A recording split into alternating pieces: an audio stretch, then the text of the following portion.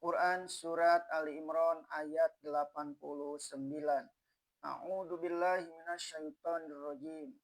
Illal ladzina tabu min ba'di zalika wa aslahu fa innallaha ghafurur rahim. Kecuali orang-orang yang tobat sesudah demikian dan memperbaiki, maka sesungguhnya Allah adalah Maha Pengampun lagi Penyayang. Kecuali orang-orang yang tobat sesudah demikian dan memperbaiki. Pangkal ayat ini adalah menunjukkan garis keadilan Allah. Kalau yang memungkiri kembali kebenaran Allah sampai mendapat kutuk temurun, maka tentu ada pula yang insaf lalu tobat. Di segala masa, pintu tobat itu tidaklah tertutup. Kesalahan satu golongan tentu ada akibatnya, tetapi kebaikan dari golongan yang insaf ada pula akibatnya yang baik. Asal tobat diiringi dengan memperbaiki. Sebagai pepatah, sesat surut terlangkah kembali. Kufur tobat gawa atau khilaf memperbaiki. Akibat dari tobat yang sebenarnya tidak lain ialah memperbaiki langkah. Kalau sudah sampai di sini, bukan saja di zaman Nabi atau sesudah jauh dari zaman Nabi lagi yang dituju, tapi sudah segala manusia yang telanjur salah. Kalau dia segera tobat dan terus memperbaiki langkah, Allah akan menerima taubatnya itu. Maka sesungguhnya Allah adalah Maha Pengampun lagi Penyayang. Sifat Allah pengampun dan penyayang.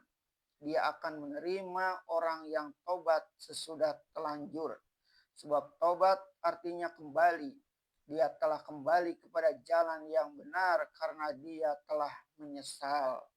Bukti tobatnya telah tampak pula, yaitu telah diperbaikinya langkahnya. Sebab dia manusia, tentu sekali-kali telanjur dia. Tidak dapat mengekang hawa nafsunya, akan tetapi kemudian dia menyesal. Dia mendapat tekanan batin. Bagaimana Allah tidak akan mengampuni dosa orang yang demikian? Bahkan kadang-kadang orang yang bertobat seperti itu pada langkah kehidupannya yang selanjutnya lebih hati-hati dan lebih taat. Menurut satu riwayat dari An-Nasai, Ibnu Hibban, dan Al-Hakim dari Ibnu Abbas, ada seorang laki-laki dari Ansor, mulanya telah Islam, kemudian dia pun murtad. Kemudian dia menyesal sangat atas kemurtadannya itu. Lalu diutusnya seorang keluarga kepada Rasulullah SAW memohon dapatkah kiranya diterima tobatnya sebab telah menyesal dan ingin bertobat. Kata riwayat Ibnu Abbas, itulah sebab turun ayat ini sampai kepada Allah adalah Maha Pengampun lagi Penyayang. Kemudian tersebut dalam sebuah riwayat yang dikeluarkan oleh Musaddad dalam musnadnya yang diterimanya dari Abdul Razak dari Mujahid, bahwa menurut keterangan Mujahid, datanglah Al-Haris bin Suaid kepada Rasulullah SAW mengakui dirinya Islam. Kemudian dia pun kafir atau murtad, kembali kepada kaumnya.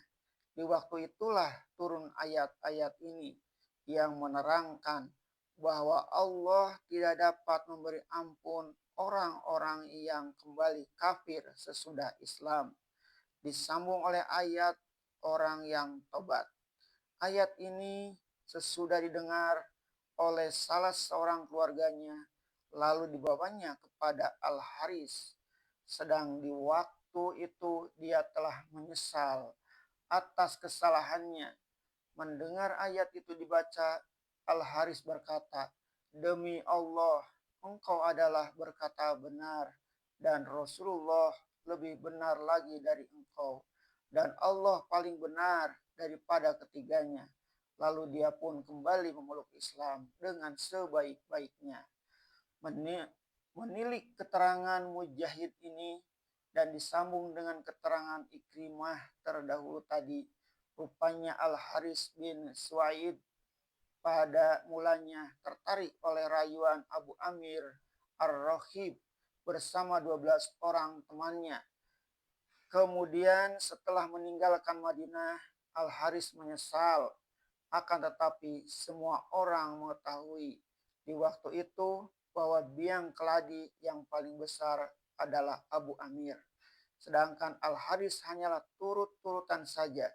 Sebab itu ketika mereka meminta taubat, maka ayat 86 dan 87 adalah tertuju kepada seorang yang sikap hidupnya sebagaimana Abu Amir. Orang yang demikian tertutup selama-lamanya pintu tobat buat dia. Dan ayat 89 ini tertuju kepada orang semacam Al-Haris bin Suaid yang menyeberang ke pihak musuh hanyalah karena terbawa-bawa. Orang semacam itu asal dia sudi benar-benar tobat dan dibuktikan tobat itu dengan selalu memperbaiki diri dan menunjukkan amal supaya tobatnya diterima Allah. Di sini berlakulah apa yang di zaman sekarang kita namai seleksi atau penyaringan.